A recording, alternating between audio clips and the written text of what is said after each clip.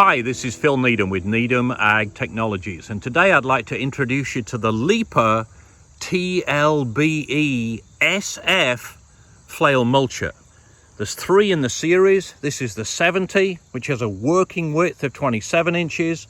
There's also a 90 with a working width of 35 inches and a 110 with a working width of 43 inches. This particular flail mulcher is coupled to a U48-5. It would also work on a KX040 or similar machines. So it's designed, this smaller 71 is designed for around a 10,000 pound machine. If you've got a heavier machine, then it would allow you to install the larger, wider machines. Specifically, this machine, which is built in Italy by the Lipa company, they've been making flail mowers and mulchers for mini excavators, larger excavators, tractors and skid steer loaders for over 43 years in conjunction with the Willibolder company out of Germany. They've built over 27,000 units worldwide, and they're well renowned for high engineering qualities and high reliability.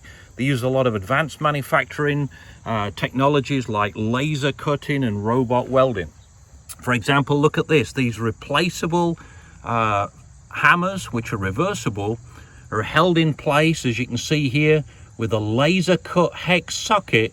So when you replace the hammers or reverse the reversible hammers, all you need to do is put a wrench or a socket on the nut, remove the bolt, rotate or replace the hammer, and put the nut back on. You don't have to hold the head. So that's a good set of technologies right there.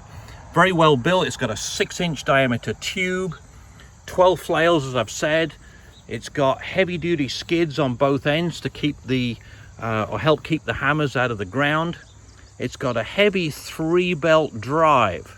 We do recommend a belt drive because if you ever get anything lodged into the rotor, at least it gives the belt an opportunity to slip to protect the drive components. Sometimes we hear from customers who have a direct drive mulcher, they got something lodged inside the rotor and it stripped the splines out of the motor or out of the drive component, so that's never good. That's why we recommend belt drive, to give you some safeguard or protection when something lodges in the rotor, and at some point something will. So that's a little background on that. This series does have a Cassapa motor. They do not require a K-strain. Depending on the auxiliary flow of the machine, we do add specific size motor or specific displacement motors, to be specific, according to the auxiliary flow of the machine. So the more the auxiliary flow, the more displacement is added in the form of a motor.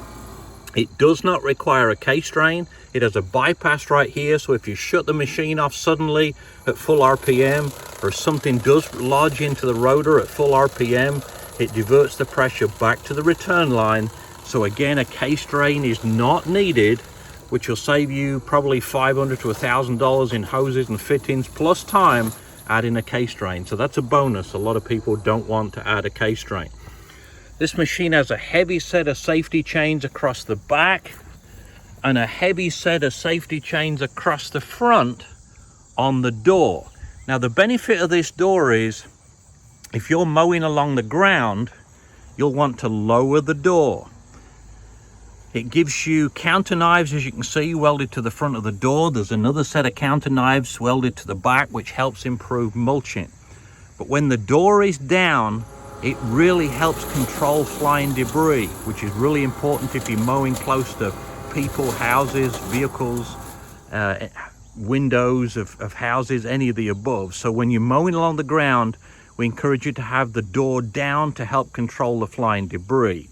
The only situations when you want the door up, as shown here, is if you're mulching some smaller trees.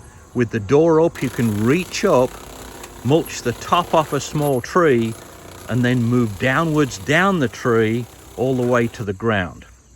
Now, this machine does not have a second set of auxiliary outlets. A lot of the newer machines do.